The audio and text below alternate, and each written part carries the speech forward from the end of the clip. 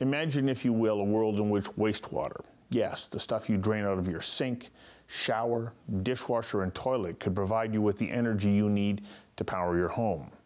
It sounds like a line from the Twilight Zone, except for the fact that it's real. Enter SHARC, a Coquitlam-based company that is changing the way buildings around the world are utilizing what was until now considered wastewater. Reusing gray water, which is water from everywhere but the toilet, is one thing. Repurposing all wastewater is another. In North America, 400 billion kilowatt hours of energy a year goes down the drain. That works out to about $1,000 a year per household in just hot water. The average temperature of wastewater from a home is around 23 degrees Celsius. Now, the impediment to using all of the water is solid waste. If only you could clean the water, then it would be usable as an energy source. Well, now you can. And once clean, the water can be used in a series of heat exchangers, concentrated and then used to supply energy to heat houses. And once the cycle starts, the laws of thermodynamics kick in and the same energy gets reused without having to draw on an external source. We invited Lynn Mueller of SHARC Energy Systems to join us for a conversation that matters about how wastewater helps us reduce our carbon footprint, reduces the massive amount of warm water that spills back into oceans, and saves consumers money. Conversations That Matter is a partner program for the Center for Dialogue at Simon Fraser University. The production of this program is made possible thanks to the support of the following and viewers like you. Welcome. Thanks for joining me. Well, thank you, sir. It's a pleasure. When I first heard about your company, I thought, man, come on, how do you do that? And then also to learn that you're made in BC technology, which excites me. And I have tried to describe what it is that you do. But in essence, you're taking warm water, making it cold, and creating electricity. Do I have that right? No. Or is that too simple? Yeah, no, you don't actually. Because that's one of the things that makes our system really efficient is we don't convert energy into anything but what it is. And what we do is recover heat. So we can heat and cool a building. And what makes it very efficient is we're not trying to convert it into electricity or anything. We're just using it as heat. And it's 500% more efficient to recycle heat than it is to produce new heat. Okay, so let's talk about how you do that. Where does your source material come from? Well, every day in the world, most people, thank God, get up and have a shower, do their laundry, wash the dishes, and that takes hot water. All that hot water goes down the drain. And in North America, for instance, that's 400 billion kilowatts a day of energy that goes down the drain. So help me understand how much that is. Well, it's about probably about $1 a day per person. Of energy. Of energy. That washed down the drain. And the funny thing was, when I was home in my brief retirement, was that I noticed my hot water bill in my home was about $1,000 a year. And I thought, if everybody in the world throws away $1,000 a year, why can't we get that back? Okay, so I did the World Sewage Tour, and not as glamorous as it sounds, but I got to examine sewer systems around the world, found out everybody had a common temperature of about 23 degrees C. So the impediment to using that warm water as a heat source was taking the solids out of it. So what we invented at SHARC is an extremely efficient, very reliable sewage filter. So once the water's warm, you can put that through a series of heat pumps or chillers or various number of ways to recover the heat. We take that small temperature difference out of the water in the sewer line, and we concentrate that into high temperature heat that you can use to heat houses, hot water, huge buildings, hospitals, prisons. So we take something that people were throwing away and very, very happy to get rid of it, and we recover the heat and reuse it. And once the cycle starts, you use the same energy every day. It's the same energy recycled every day. Not the same water, but it's the same energy system. Just the same energy. So We use the first laws of thermodynamics, the first two laws of thermodynamics, that energy cannot be created or destroyed, Right. and heat moves from warmer to colder. So it is one of the simplest principles in the world to make our equipment work. So we don't have to have any quantum shift on how the world operates to make our system work.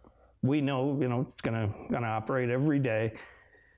You need heat, you move it. You try to get rid of heat from air conditioning, you can put that into the sewer system. So it's really an infinite supply. I got to get you to hang on for a second while we take a quick commercial break.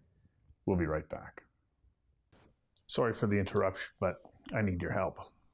I'm asking you to support the show by becoming a patron. That means pledging $1 per show. Conversations is a unique program. There's no grandstanding, no arguing, no yelling. Instead, I sit down with people who have unique insights, specialized knowledge, and experiences that inform and enlighten. And we do this on an incredibly limited budget with a very small crew. Well, this is my office, and it's where I edit the show.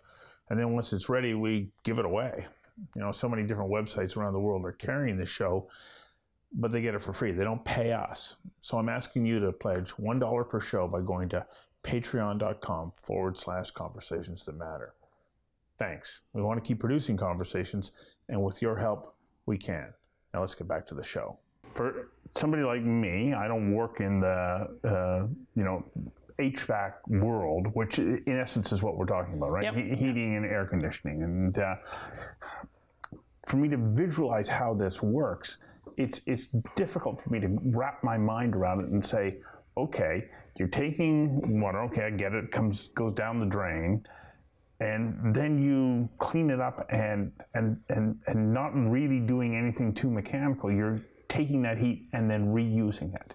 Well, how do you do that? Yeah, because I've been a working guy my whole life, I like to use the analogy that every night on my way home, I pick up a 6-pack of warm beer, I put it in the fridge for a couple hours, the beer's cold and the back of the fridge is warm.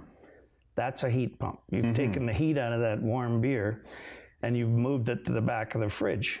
We just move it now into a different water source so we can circulate it around buildings and communities. And if you look at Falls Creek, for instance, with the city of Vancouver, which is using one of your systems, which correct? has got our system operating in there, it heats 5 million square feet of property with heat people have thrown away. And so you're drawing that water down into the sewer system, you're putting it through a plant, and then pumping it back out. Well, we just temporarily clean the water, take the heat out of it, put it right back in the sewer system. Some of our competitors have systems where they actually take the solids out of the flow. You have to truck them away. You can imagine the smell around those places in the summer. So we have a completely hermetically sealed system. So if you were to walk into one of the 20 mechanical rooms we've done, you would not smell sewage. You wouldn't know that the system was operating in there with your sewage leaving the building. This is a closed system that you operate in. Yep. So how on earth do you install it in existing infrastructure or buildings that are already standing? Are you able to do that? Well, it can be a bit of a challenge because in older buildings, you never know what kind of mechanical systems you might have. But all buildings only have one sewer line going out of the building, so quite often you can tap into the sewer line quite easily, but interfacing with the building system may not be as easy. So it's probably 50-50 whether an existing building could retrofit. New buildings, it's a slam dunk. I was over at the new Wall Central Park building at Kingsway and Boundary this morning. We're just commissioning the 2 new piranhas in there. So if you can imagine... Piranha being the name of one of your units. Yeah, the piranha is a smaller version of the shark. And if you can imagine, you have 1,000 apartments in there that are now recycling all the heat they use into that building. So that saves approximately 500 tons of carbon being produced a year by recycling that heat. 500 tons just for that one facility. Yeah, and that would basically offset most of the cars that are being used by those people in the buildings. So the effect of pollution from burning gasoline to drive your cars has been negated because you're recycling all your heat for the hot water. And the thing that most people think when you are doing something green, you have to make a sacrifice. Mm-hmm. You still have warm showers, you have, warm bath, you have warm water for doing your laundry and dishes. No sacrifice, super efficient and green. What about money? Everybody goes, okay, well, I can go green, but it's going to cost me more money. With your system, what's the financial equation? Well, that's what makes me the most proud about our system, is it's also financially viable for most buildings. So you can expect the larger the building, the faster the payback. So on Wall Center, for instance, they're probably paying off the entire investment in 3 to 4 years. A smaller building, you may go out as far as 5 or 6 years, but there's always a payback. And so what does that mean to the individual in each unit when they now start to get their monthly bill? Yeah, well, once the system's paid for, it means that everybody saves about $300 or $400 a year. On their electricity? Per person, yeah. That's by recycling that waste heat. Wow, okay. And you don't have to change your lifestyle. Is the world beating a path to your door? I wish. But I think but they are, aren't they? Yeah, we're certainly busy. We have never seen the kind of volume of inquiries now. And over the last couple of years, we've opened offices around the world. We have an office in San Jose, California, Melbourne, Australia, Nottingham, England, Glasgow, Scotland, and absolutely unprecedented interest. Well, California must be a bit of a tricky market, though. How on earth do you introduce something like this into such a highly regulated environment? Because, we think that we've got a lot of regulation here. It's nothing compared to what they have. And we learned a lesson kind of the hard way, because we thought we went through all the regulatory hoops here and got all the CSA and all that stuff. And then we were ready to launch in California, and they go, well, hold on for a minute, you need your California ratings. So we've gone through the last year now where we've had to get all our certified Title 24 and everything required there. Now we're ready to go to market. And I think I told you before that the California Energy Commissioner called me, and he said, Lynn, why would I call you? I said, well, probably about our super efficient units. So we are now working with the blessing of the California Energy Commission, and the major utilities in California support us. And we have a very robust plan to install units in California, because one of the next innovations we're going to introduce is we're not only going to get the energy back, but we're going to get a large portion of the water back. So we want to have a system that gets all the energy back and 5,000 gallons a day of water from an apartment building. And water is actually more expensive in California than energy. Oh my gosh. So if you can do that in California, does that not really sort of establish the gold standard? Because their regulatory environment is far more stringent, as we just pointed out, than almost anywhere else. That must make your effort in exporting this made in Canada technology a little easier. Well, I'm a farmer from Alberta, so I'm absolutely in awe of how the world works and how energy works. And I guess maybe from riding around the tractor in long days, I had a lot of time to think, because I think in very simple terms. And we have a very simple technology that's applicable all over the world. And 8 years ago, when I decided to start down the path of sewage heat recovery, virtually nobody had heard about it. Mm-hmm. Now, every city in the world has us on their list of things they want to investigate doing. We're up there with wind, solar, biomass, cold fusion, sewage heat recovery. Yeah, but you don't sound as sexy as wind and solar. Thank God for that. But no, but I think... But nobody's been paying attention to this, and this is what I find so interesting and fascinating, that you would have that kind of perspective. Yeah, everybody understands it. So when I tell you or anybody that I get heat from the sewer system, they don't ask how you do it as much as they go, I always thought there's a lot of heat in there. Because everybody knows that hot water goes down the drain. Yeah, but somebody had to think their way through on how am I going to turn that around and use that waste as a usable product. Yeah, it is what I've done my entire life is refrigeration, and that's all about heat movement. So, cold beer, cold sewage, it's all about moving instead of creating.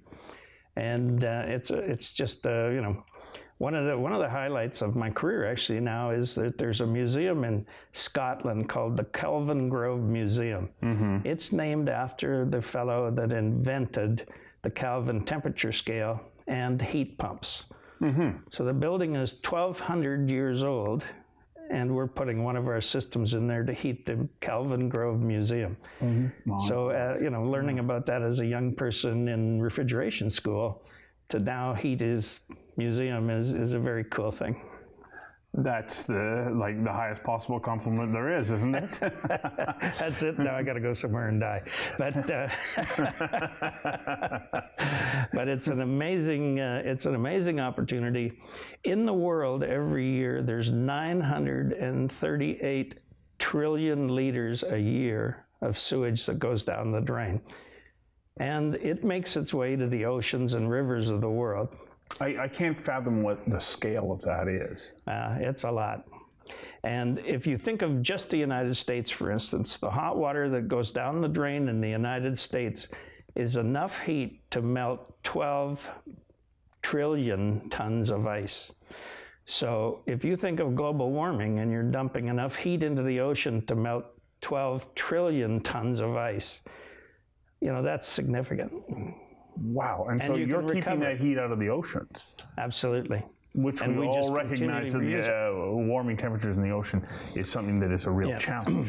Absolutely. And all the carbon you've saved in the meantime, you've recycled the heat and you've saved the carbon production that would have gone into heating it in the first place.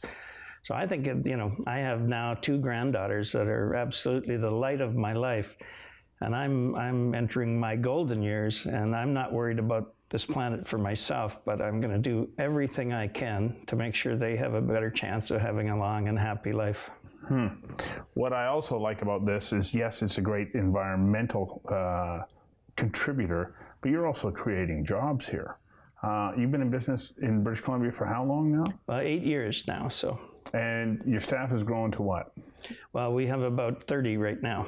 And I imagine you're growing, because when I came out to see your facility, which is, you know, this pristine, you know, small little facility, and when I think about the scale that you're supplying to now, I don't know how you're going to be able to stay there. Well, that's, you know, we're looking all the time for talent and bigger spaces. So we want to be an absolute first-class manufacturer. And one of the things that we build into the product is a 30 to 40 year life cycle, because quite often for the product, because quite often we own, operate, and maintain the systems. So we want to take every impediment from people buying the systems away. So we'll take all the risk because we know how simple it is. We know it has to work. So we build a very robust system, and we've built in predictive analytics and artificial intelligence. So you have the simplest machine in the world controlled by the most intelligent data collection system available. Every system reports every second of operation back to the mainframe. We control every part of it. So you as a homeowner really don't care what time your hot water's heated, as long as when you want to have a shower, you got hot water. Right. So we're able to work with utilities in places like California that have tremendous peak power problems. So we just take the hot water heating off of their peak. And all we have to do is learn the building so we know when to have it ready. So it's a tremendously intelligent piece of equipment. And, you know, I had the vision. I don't know how to do it, but I had the vision that I wanted to create a living machine that knows what we're doing. Wow. Okay. So you're taking hot water out of like the sewer system that's being, you know, driven down into the ocean. You're reducing carbon, and you're reducing the load on the electrical grid as well. Yeah, it's a pretty enticing package. So we're doing the headquarters of the DC Water Corporation in Washington, DC, just down the street from the White House. We will have the most efficient building in North America that is heated and cooled completely with a SHARC system. Saves 35% on cooling, 85% on heating, and 3 to 4 million gallons a year of water that would have been used in their cooling towers.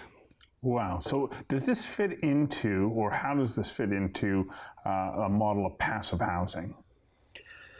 It should fit very well because it's all about recovery. So, because this is where our construction is going as well. They're wanting to achieve many of those same goals through all different aspects of construction. Yeah. So the LEED and passive housing and so on, I would imagine that this would be a natural fit. Absolutely, because now building envelopes of most buildings are they're so well insulated, they're so well sealed, it's hard to squeeze more savings out of the building envelope. Mm-hmm. So you have to look internally. So to save all the energy from the hot water, very important. So that's why I invented the next unit, which is called a Mako, that runs on the solar grid with a solar battery, because I believe the home of the future has a solar grid with solar capability to store energy. So when you take the hot water heating off of your power grid and you do it with solar, when you have more solar than you need to charge up your battery and stuff, it just fits into the grid and becomes part of the future home. Wow. So how does an individual find out more about this if they say, I want that? Like, because you've talked about buildings and so on, but the individual homeowner, is this going to work for them? Absolutely. Yeah. And my key when we build everything is to have a financial payback. So on a single family home, if you put in a high efficient water tank now, you're going to spend $2,000 or $3,000. Yeah. If high efficient gas. Ours, you're going to spend $2,000 or $3,000, but you don't have any more utility bills.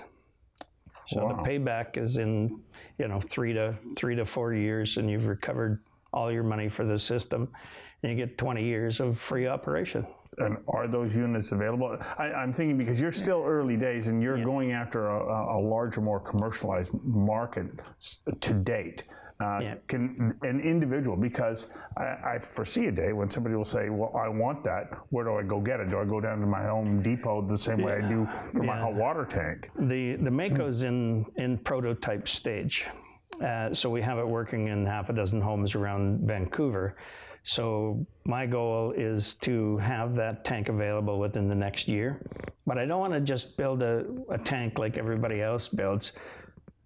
My tank is going to also incorporate heat storage so that your normal hot water tank will actually have 3 to 5 times the storage capability of a normal hot water tank. Wow.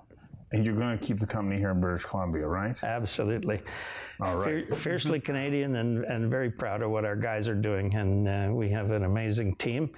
And always looking for individuals with an engineering background and a desire to make a difference. Well, I'm in awe of what you've done, because I know others have tried and they have not succeeded to do the same thing that you have. I'm just too stupid to quit. Well, thankfully so. Thank you very much for coming and doing this. Thank you, sir. Okay.